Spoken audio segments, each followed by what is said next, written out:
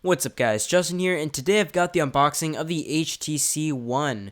HTC has really put everything they've got in the bag into this one smartphone, and it has very quickly become one of the best smartphones of the year. The attention to detail on this phone is absolutely amazing. You can tell that HTC has spent a lot of time in the design and the feel of this phone, and with the aluminum material of this phone, it also gives you a great build quality and ruggedness as well.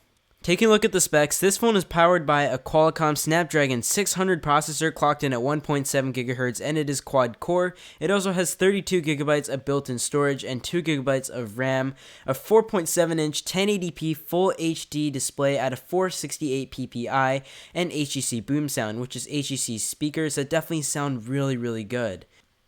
HTC has also decided to go with a lower megapixel count by having the HTC 4 UltraPixel camera, which allows it to capture more light in better low light situations. It also has a 2 megapixel front facing camera and a 3.5mm stereo audio jack with micro USB, Bluetooth 4.0, enabled Wi-Fi, DLNA, NFC, etc. So this phone is definitely a powerhouse. So you can see that HTC has gone with a very simple packaging approach, so let's just lift it up and take a look at what's inside. So first we are greeted with the HTC One itself. It is overall a very nice looking phone with this 4.7-inch display, and you can see that it is pretty thin as well. It has a nice arched back design and the aluminum body.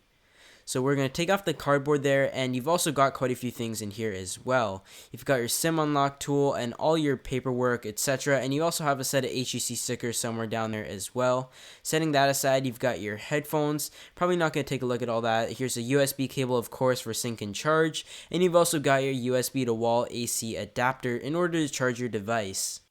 So now it's time to give you guys a first look of the device. Of course, a full review will be coming as well, but let's just look at the setup and everything and give you guys a quick look at the hardware of the device as well. So we're going to boot it up for the very first time here. You just hit the power button on the top. A lot of people may find the power button is a little bit unusually placed on the top. However, as an iPhone user, I didn't really take me that long to adapt to that.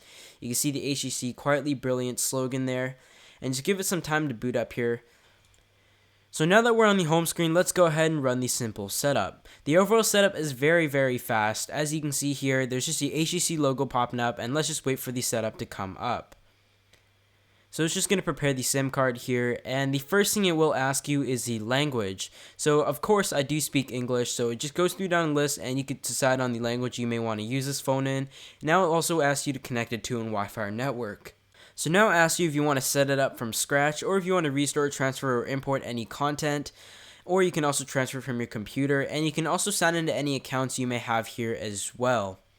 Next up, there's also Dropbox, which gives you 25 GB of free space for using it with this, the Tell HTC thing, and there's also Google Location, which is used for things like, for example, weather apps. So if you want to turn that on or off, it's really up to you, and you can also back it up to HTC servers daily, so there you go. And the last thing you need to do is name your phone. So I'm just going to leave it at HTC One, and you're good to go. The overall phone is ready to use, and I'm going to show you guys the own home experience and the HTC Sense experience as well.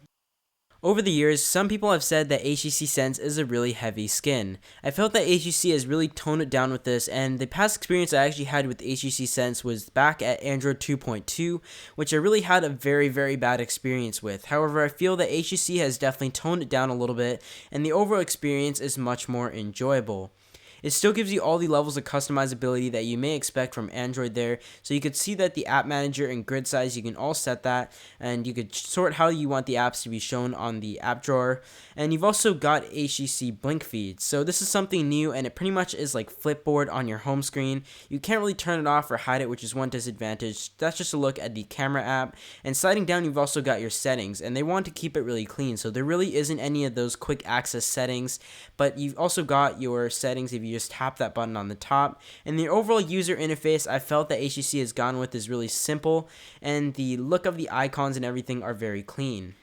Speaking of clean, the phone is nothing short of it as well. The overall aluminum construction and the screen you could see is very well done. Everything is very seamless, and when you hold on the phone itself, it feels great in the hand. Right when you pick it up, you'll notice the nice craftsmanship and feel to the aluminum body, and when you look at the back, it has a really nice curved design which maintains a slim form factor on the edges, but the back seemed to be arched up a little more.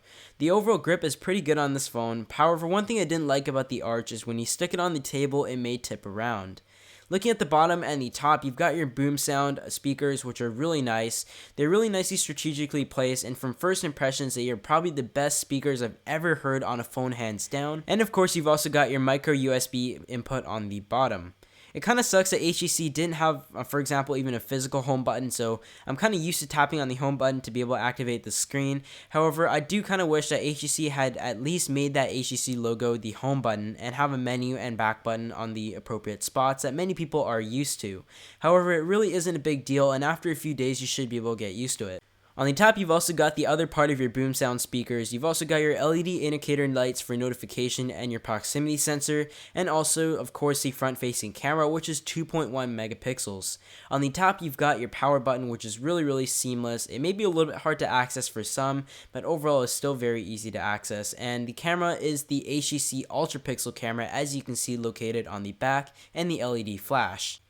So thanks for watching, guys. Thank you to HTC for sending this out for reviewing purposes. I'm definitely extremely excited to check this phone out and do some comparisons with the Samsung Galaxy S4, for example, and a full review, of course, will be coming up. If you enjoyed this video, I'd definitely appreciate it if you guys hit that like button down below, and let me know your thoughts down in the comment section as well, and I'll see you all in my next video.